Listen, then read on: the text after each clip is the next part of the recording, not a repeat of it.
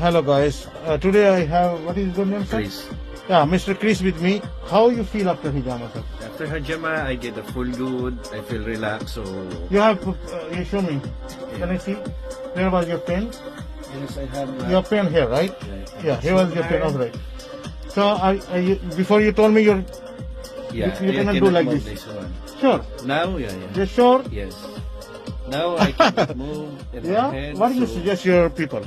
I suggest you call him for hijama. No, about hijama. Not from me, not from any. Yeah. For This is me, good like hijama. your language, from Filipino people.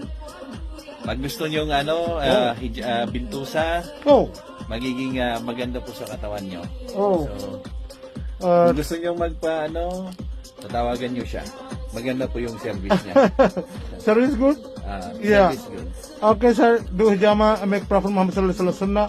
Stay blessed. Bye.